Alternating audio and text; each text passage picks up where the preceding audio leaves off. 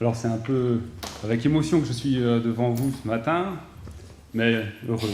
Et puis donc voilà, je suis donc un nouvel ancien dans cette église et c'est la première fois pour moi que je prêche. Voilà. Alors, le psaume 8. Qu'est-ce qu'un être humain? Vaste question, n'est-ce pas? Est-ce que ce serait seulement de la matière animée? Bon, pas seulement. Un organisme vivant qui peut avoir des émotions, peut-être, comme les animaux d'ailleurs, qui peut réfléchir et qui peut penser. Vous connaissez cette phrase « je pense donc je suis ». On ajoute une particularité pour l'être humain. On dit « le rire est le propre de l'homme ». Ou alors sommes-nous uniquement un être vivant se trouvant sur une planète chanceuse parce que la vie y est apparue, on ne sait pas trop comment, alors profitons de la vie, puisqu'elle apporte quand même un tas de bonnes choses. Et puis, lorsque nous mourrons, ce sera triste pour les autres, mais ça fait partie de la vie. Et quand on est mort, on ne sait pas qu'on est mort, donc c'est pas grave. Être humain, cela n'a-t-il pas plus de sens que cela? Pouvons-nous nous contenter de cette façon de voir l'être humain? Nous voyons que le sens que nous donnons à notre vie dépend de la réponse que nous donnons à cette question. Qu'est-ce que l'être humain? Le psaume 8, que nous allons voir ensemble, pose cette question. Qu'est-ce que l'homme? Alors, quand j'utilise le mot « homme », c'est un mot générique pour désigner l'homme et la femme. Je vous propose de voir comment ce psaume répond à cette question. Et nous verrons par ce psaume que pour répondre à cette question « Qu'est-ce que l'homme ?», nous devons prendre conscience de deux contrastes. Le premier, Dieu choisit ceux qu'on ne remarque pas pour fonder sa gloire. Ce sera les versets 2 et 3. Et le deuxième, dans les versets 4 à 9, l'homme est bien petit face à l'univers, mais Dieu lui donne une place de choix. Alors, je vous propose de lire le psaume 8.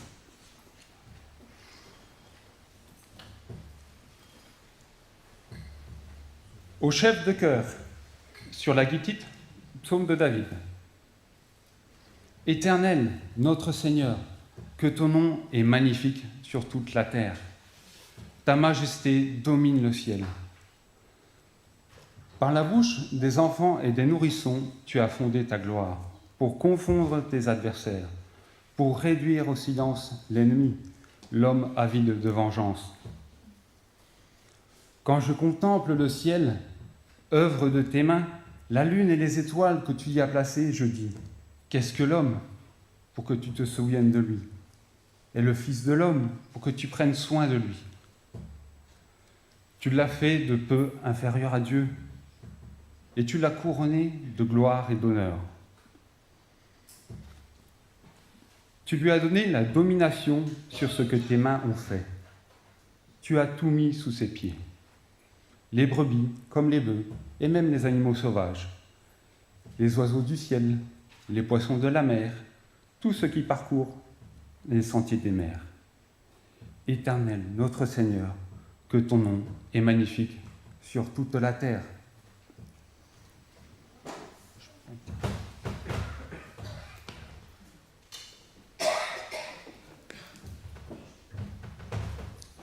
Alors, tout d'abord, remarquons que la question « Qu'est-ce que l'homme ?», elle est au centre de ce psaume.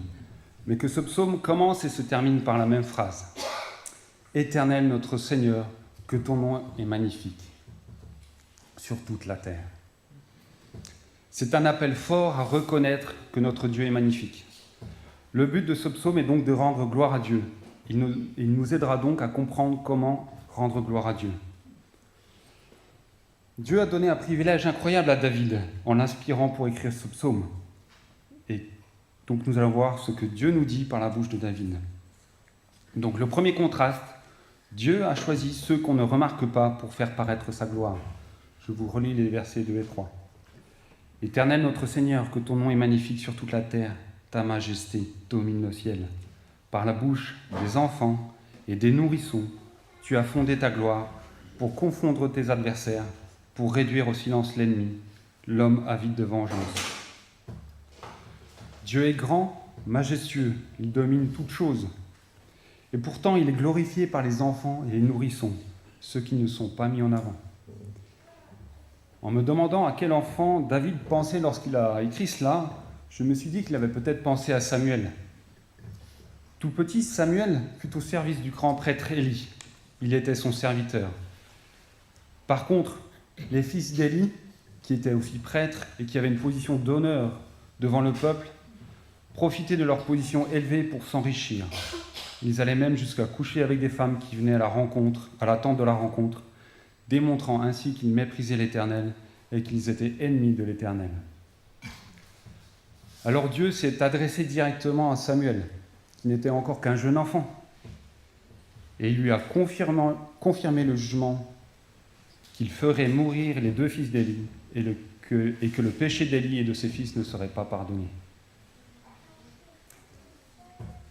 Plus tard, lorsque le jeune David s'est présenté devant Saül pour lui dire qu'il irait se battre contre Goliath, Saül lui répond : « Tu ne peux pas aller te battre contre ce Philistin, tu n'es qu'un enfant. » Et quand Goliath voit David, il voit qu'un enfant qui s'approche pour le combattre. Mais à ce moment-là, David rendit gloire à Dieu. Je vous lis 1 Samuel 17. « Tu marches contre moi avec l'épée, la lance et le javelot.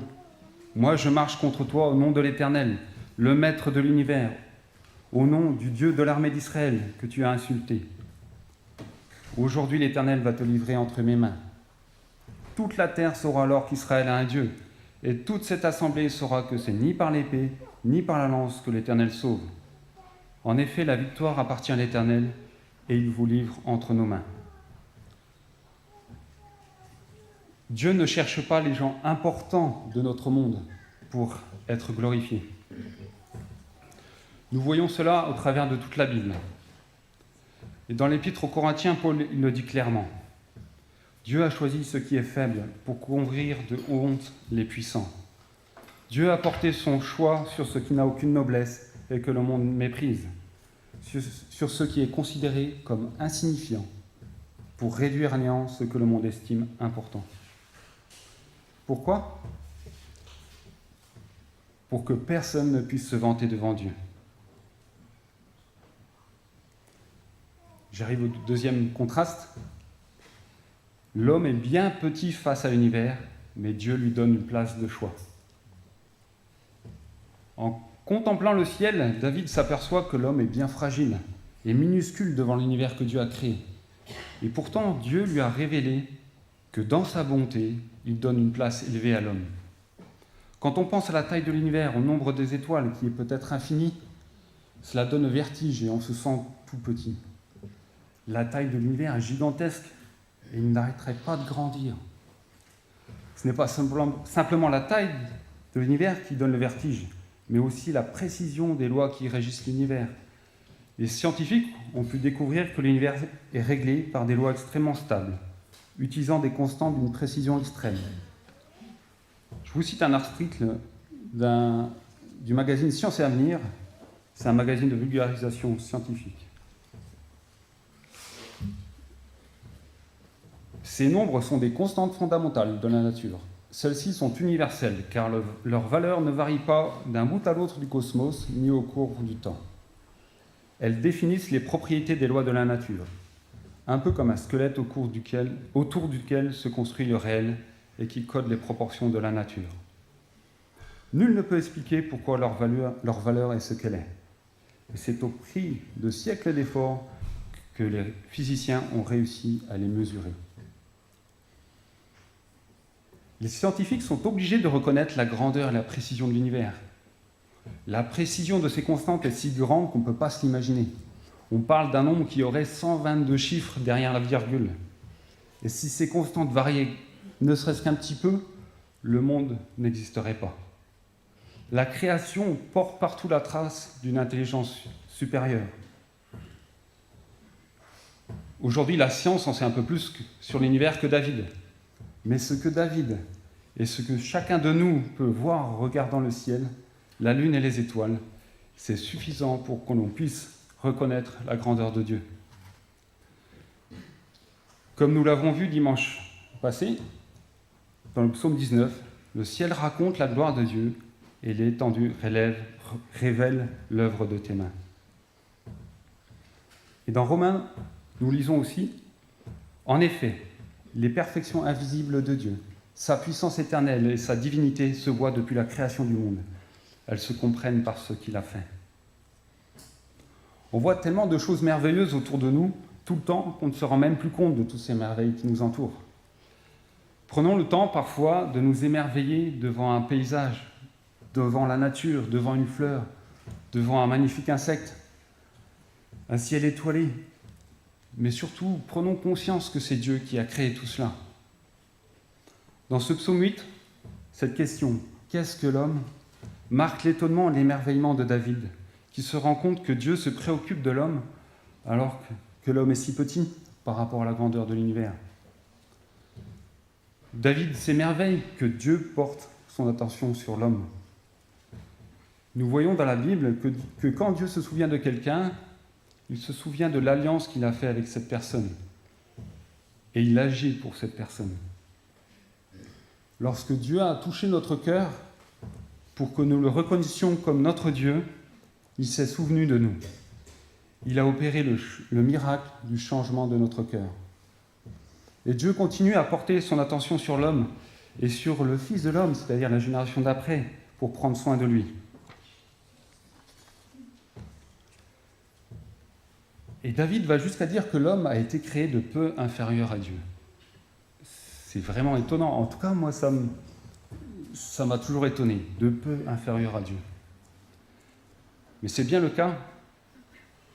Dieu a donné à l'homme de dominer sur tout ce qu'il a créé, sur tout ce qu'il a fait, en particulier la domination sur tous les animaux, qu'ils soient sur terre, dans les airs ou dans la mer. Et ça nous rappelle clairement le texte de Genèse au chapitre 1. Je vous lis les versets 26 à 28. Dieu dit : « Faisons l'homme à notre image, à notre ressemblance, qu'il domine sur les poissons de la mer, sur les oiseaux du ciel, sur le bétail, sur toute la terre et sur tous les reptiles qui rampent sur la terre. » Dieu créa l'homme à son image. Il le créa à l'image de Dieu. Il créa l'homme et la femme. Dieu les bénit et leur dit : « Reproduisez-vous, devenez nombreux, remplissez la terre et soumettez-la. Dominez sur les poissons de la mer, sur les oiseaux du ciel et sur tout animal qui se meut sur la terre. » Dieu a clairement établi une distinction entre les êtres humains et le reste de la création. Ainsi, Dieu a placé l'homme et la femme au-dessus des animaux, en leur donnant la mission de gérer toute la création, de pouvoir agir sur elle, d'en prendre soin.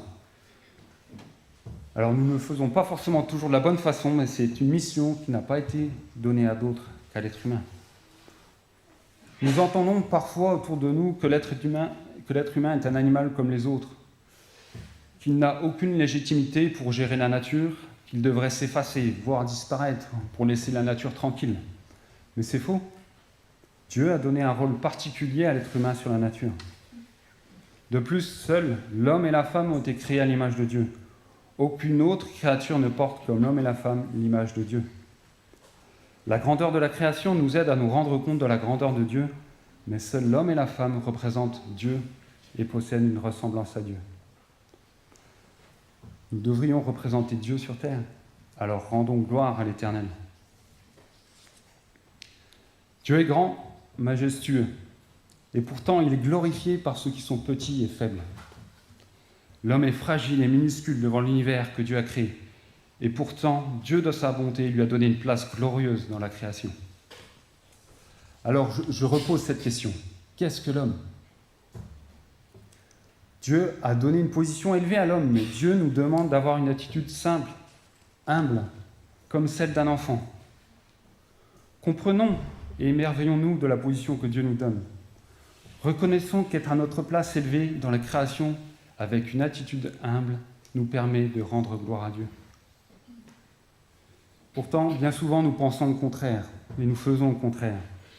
Nous rabaissons la valeur de l'être humain et nous avons une attitude orgueilleuse. Nous rabaissons la valeur de l'être humain, nous disons que la vie de l'homme n'a de la valeur que si on est en bonne santé, que si tout va bien. Sinon, elle n'a pas vraiment de valeur. Nous avons une attitude orgueilleuse lorsque nous pensons que nous n'avons pas besoin des autres et surtout que nous n'avons pas besoin de Dieu. Souvent, je rabaisse ma valeur et j'ai une attitude orgueilleuse. Alors, y a-t-il un modèle à suivre pour être ce que nous devrions être ? Quelqu'un a-t-il parfaitement été à la place que Dieu lui a donnée avec la bonne attitude ? Oui, Jésus. Jésus qui est Dieu de toute éternité est venu parmi les hommes pour donner sa vie pour nous et nous montrer comment être un homme.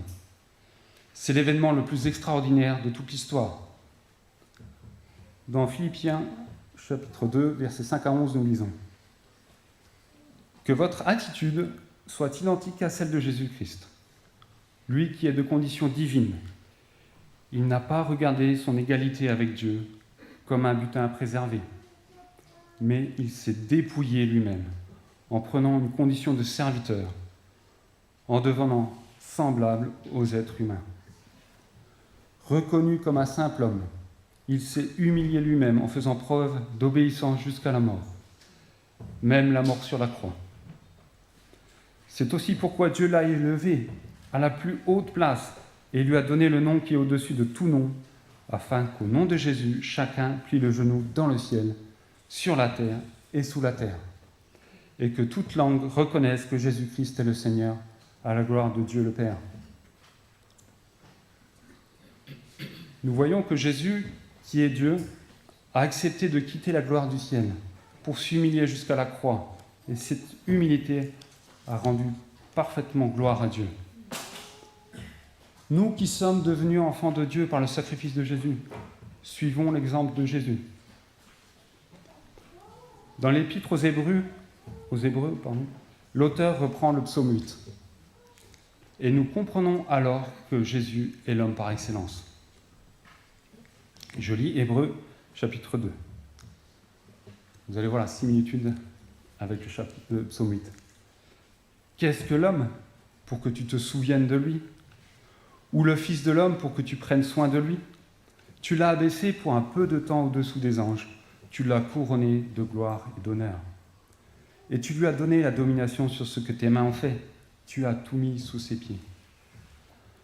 En effet, en lui soumettant toutes choses, Dieu n'a rien laissé qui échappe à son autorité. Maintenant, pourtant, nous ne voyons pas encore que tout lui soit soumis. Toutefois, celui qui a été abaissé pour un peu de temps au-dessous des anges, Jésus, nous le voyons couronné de gloire et d'honneur à cause de la mort qu'il a soufferte. Ainsi, par la grâce de Dieu, il a connu la mort pour tout être humain. En effet, celui pour qui et par qui toute chose existe voulait conduire à la gloire beaucoup de fils. Vous voyez ce passage du psaume 8 s'applique parfaitement à Jésus.